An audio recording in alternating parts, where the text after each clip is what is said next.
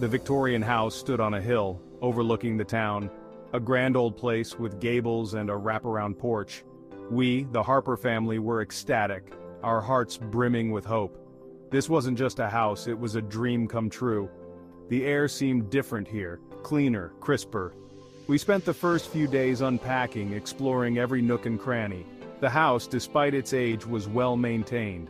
The previous owners, an elderly couple, had left it in pristine condition.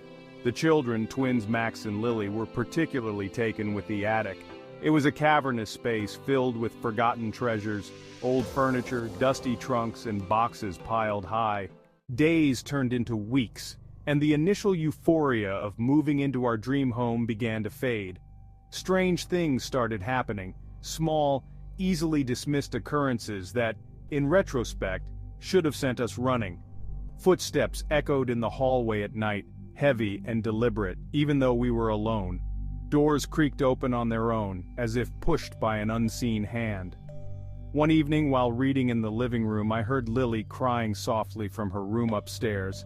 I rushed up to comfort her, finding her huddled in a corner, her eyes wide with terror. "Daddy, there's someone in the closet," she whispered, pointing a trembling finger at the old oak wardrobe. I opened it, expecting to find a logical explanation, but it was empty. My wife, Sarah, tried to rationalize these events, but I couldn't shake the feeling that something was terribly wrong. An oppressive atmosphere settled over the house, a palpable chill that seeped into our bones. Certain areas were noticeably colder than others, particularly the attic and the master bedroom. We'd wake up shivering in the middle of the night, the temperature plummeting despite the warmth of summer. There were shadows too, lurking at the edge of our vision. They seemed to writhe and shift, taking on menacing shapes that sent shivers down our spines. One afternoon, while exploring the attic, Max came racing down the stairs, his face pale and his eyes wide with fear. "I saw her, Dad. I saw the lady in the white dress," he cried. He described a woman with long black hair and a flowing white gown, her face obscured by a veil. She had appeared to him in the attic, her eyes glowing with an eerie light. His words sent a chill down my spine, confirming my worst fears. I knew I had to uncover the truth about the house's past. Driven by a mixture of fear and determination, I ventured back into the attic, armed with a flashlight and a growing sense of dread. The air was thick with dust and the musty odor of decay. Cobwebs clung to my face like ghostly fingers as I made my way through the labyrinth of forgotten belongings. And then I saw it, a small wooden chest, tucked away in the farthest corner of the attic. It was ornately carved, its surface covered in intricate designs that seemed to writhe and shift in the dim light. My heart pounded in my chest as I knelt down and slowly lifted the lid. Inside, nestled amongst yellowed letters and faded photographs, was a leather-bound diary. Its pages were brittle with age, the ink faded but still legible. With trembling hands I began to read. As I delved deeper into Emily's diary, a horrifying truth began to unfold. Edward, driven by jealousy and paranoia, had accused Emily of infidelity. He had locked her away in the attic, subjecting her to unspeakable horrors. Her diary entries became increasingly desperate, filled with pleas for help and expressions of her undying love for her young son Thomas. Then abruptly the entries stopped. A cold dread washed over me as I read the final words scrawled across the last page. "He's going to kill us both." The diary slipped from my grasp, falling to the floor with a soft thud.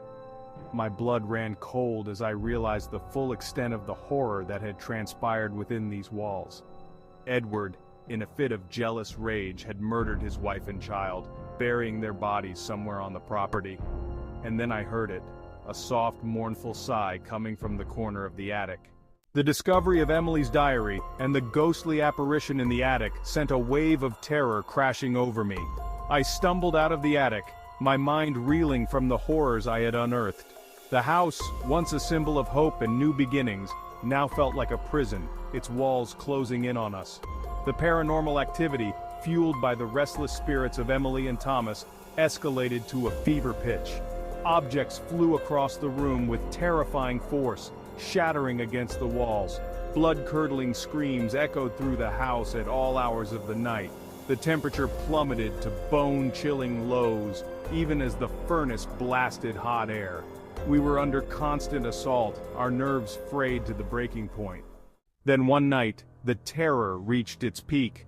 As we lay in bed, unable to sleep, the bedroom door flew open with a deafening crash.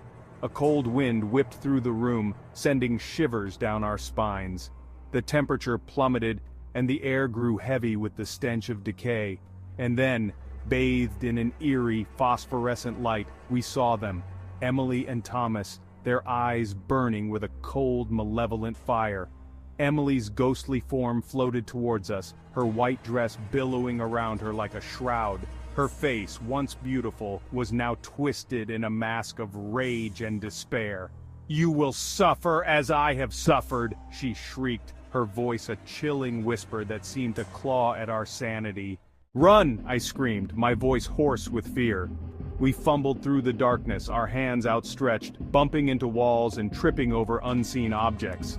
The air was thick with the sound of Emily's enraged screams and Thomas's mournful cries, their ghostly forms seeming to materialize and vanish around us. Every shadow held a new terror. Every creak of the floorboard sent shivers down our spines. We finally stumbled out of the house and into the cold night air, gasping for breath as if we had been drowning. The house loomed behind us, its windows dark and menacing, the only sound the mournful howl of the wind. We didn't stop running until we reached the safety of our car, its metal shell a flimsy barrier against the horrors we had just escaped. As we sped away, the house shrinking into the distance in the rearview mirror, I couldn't shake the feeling that Emily and Thomas were still watching us, their vengeful spirits forever bound to the house that had been their prison. The house stood proud, bathed in the golden glow of the setting sun, a Victorian beauty, with intricate carvings and a sprawling porch. It was more than just bricks and mortar. It was a dream realized, my dream. The excitement of owning this house, a place to write my stories in peace, filled me with an almost childlike glee. The moving trucks arrived, their rumble a stark contrast to the quiet serenity of the neighborhood. Boxes were unloaded, furniture arranged, and slowly, the house began to feel like home. I wandered from room to room, picturing the stories I would pen within these walls. The air, though slightly musty from being shut up for so long, held the promise of countless new beginnings. The first few days were a blur of unpacking and settling in. My study, overlooking the front yard, became my sanctuary.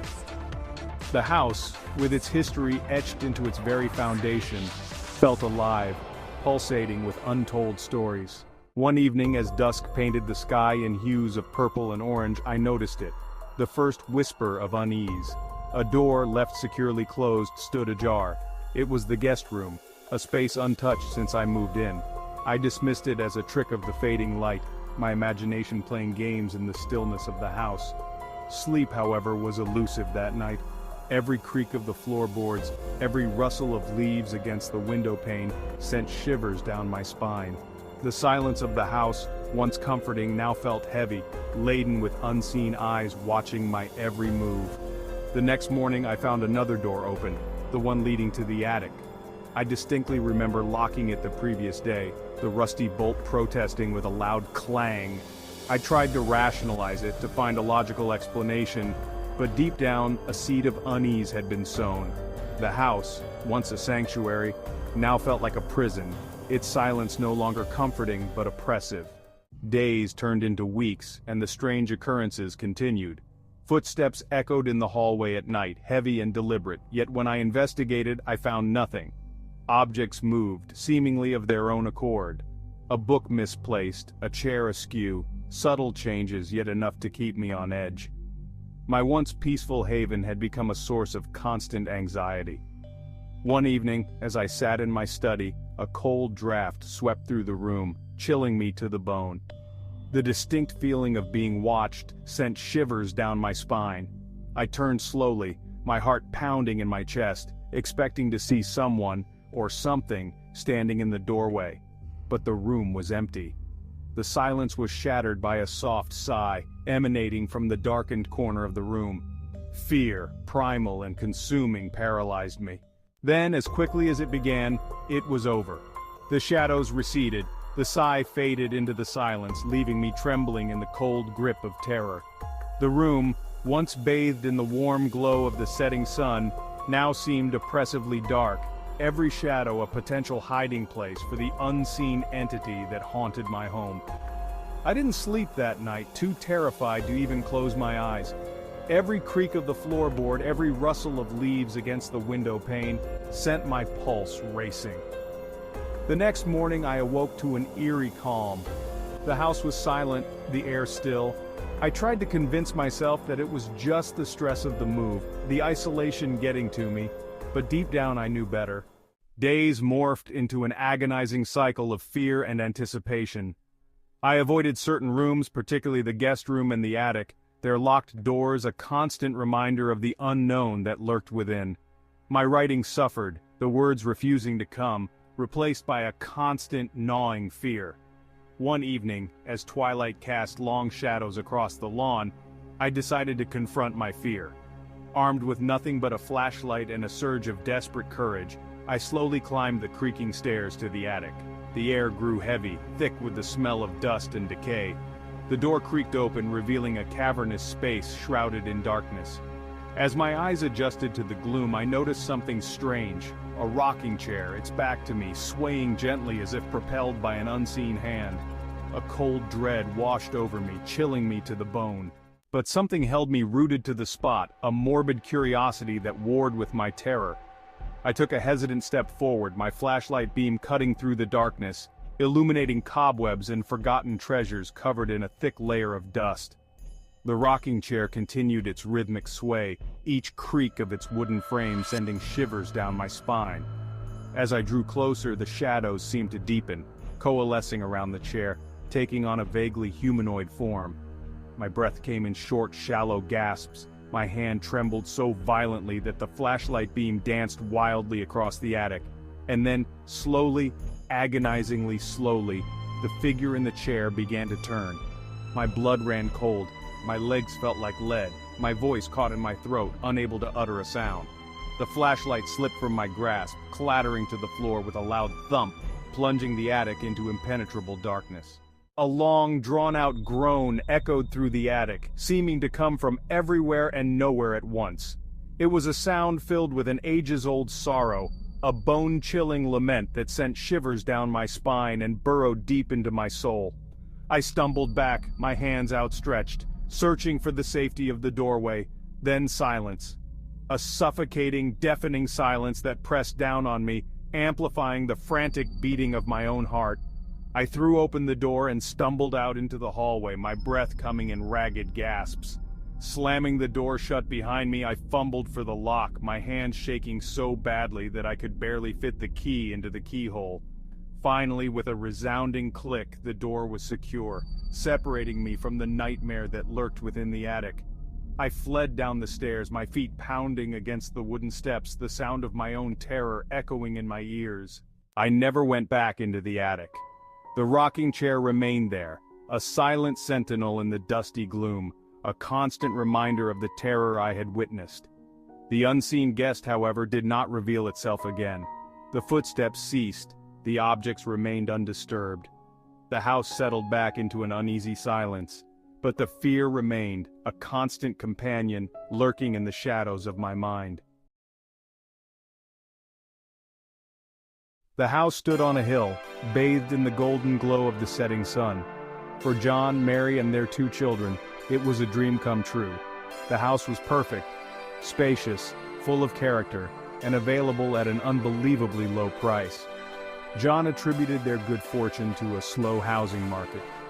Mary, however, felt a shiver of unease the moment they stepped inside. The air hung heavy, thick with the scent of damp wood and something else. Something unidentifiable but instinctively unsettling. She quickly dismissed it, her apprehension drowned out by the children's excited shrieks as they explored their new home. The first few weeks were idyllic. Mary, meanwhile, found herself drawn to the attic, a cavernous space dimly lit by a single dusty window. The first sign was the whispering, soft, sibilant murmurs that snaked through the house at night, weaving their way into Mary's dreams. She told John about it, but he dismissed it as the creaking of an old house. Then came the cold spots, pockets of icy air that clung to certain areas, defying the warmth of the summer sun. One particular spot, at the top of the stairs, remained stubbornly frigid. Lily began waking up screaming from nightmares, her small face pale and streaked with tears. She spoke of a lady in a white dress, her sorrowful eyes haunting the shadows of her room. John tried to rationalize the events, but even he couldn't deny the growing sense of unease. The unease escalated into full-blown fear one night when Mary woke up to the distinct feeling of a cold hand resting on her cheek. John, for the first time, saw the terror in his wife's eyes. He could no longer dismiss it as Mary's imagination. Something was wrong, terribly wrong. The next day he tried to maintain a facade of normalcy for the children's sake. That night, John lay awake listening to the house breathe. He heard it then, the whisper, clearer this time, a mournful sigh that seemed to come from right beside him. He turned, his blood turning to ice as a hazy figure hovered beside the bed, a woman in a white gown. Desperate for answers, Mary began researching the history of the house. She discovered that their dream home had a tragic past. A century ago, a young woman named Elizabeth had lived and died in the house. Her husband, a prominent businessman, was rumored to be a cruel and abusive man. Elizabeth, unable to escape her tormentor, had taken her own life, jumping from the attic window. Locals whispered that her spirit roamed the halls at night, searching for peace. Mary showed John her findings, the old newspaper clippings detailing Elizabeth's tragic end. He listened, his skepticism slowly crumbling. The whispers, the cold spots, the shadowy figure, it all pointed to Elizabeth. As the days turned into weeks, the paranormal activity intensified. Lily's nightmares worsened, her screams echoing through the house at night. John, his heart pounding, cautiously opened the closet door. It was empty, but the air inside felt different. Colder, stagnant, thick with a palpable sense of dread. He pulled out a small leather-bound diary, its pages brittle with age. It was Elizabeth's diary, a chronicle of her life and suffering. Mary and John sat together that night reading Elizabeth's words. The diary painted a harrowing picture of Elizabeth's life, the relentless cruelty of her husband, her growing despair. Elizabeth hadn't jumped from the attic window, she had been pushed. The diary mentioned a hidden room, a secret chamber where Elizabeth's husband had kept his most prized possessions. Driven by a need to find answers, John went down to the basement. Behind the wall was a small, dusty room, its floor littered with bones. Animal bones, small and delicate. In the center of the room, a trunk lay open, its contents spilling out onto the floor. John approached cautiously, his heart pounding in his chest. As he peered into the trunk, a gasp escaped his lips. It was filled with letters, love letters from Elizabeth to another man. Her husband had found them, had discovered her secret. Rage, not grief, had driven him to kill her. John suddenly felt a cold hand on his shoulder and spun around. The room was empty, but the air hung heavy with the scent of lavender and despair. He knew then that Elizabeth's spirit was restless, her anger and sadness palpable in the oppressive atmosphere of the hidden room. Panic surged through John. He searched the house from top to bottom, his calls for Lily echoing unanswered through the empty halls. The house seemed to hold its breath, a silent, malevolent observer to his growing terror. He found David huddled in his room, his face pale, his eyes filled with a fear that mirrored his own. "The lady in white," David whispered. "She took Lily, said she wanted her to be with her." John felt a surge of cold fury. Elizabeth's spirit was no longer just seeking peace. It was seeking revenge. He raced back down to the basement, to the hidden room. "Elizabeth!" he shouted. "Let my daughter go! She has done nothing to you!" He had to find a way to appease Elizabeth, to convince her to release Lily. He returned to the library, working through the night, poring over historical records. He found it finally in the early hours of the morning, a small article detailing the mysterious disappearance of Elizabeth's husband shortly after her death. Armed with this new information, John contacted the local authorities. He told them everything about the diary, the hidden room, the bones, the letters. The police found enough evidence in the house to corroborate John's story. The bones in the hidden room were indeed those of Elizabeth's pets, and forensic testing confirmed that the letters were authentic. The local newspaper ran a story about the discovery, finally clearing Elizabeth's name and exposing her husband's crime. That night, for the first time in weeks, the house felt different. John was awakened by a soft tug on his hand. He opened his eyes to see Lily standing beside his bed, her eyes wide and sleepy, but unharmed.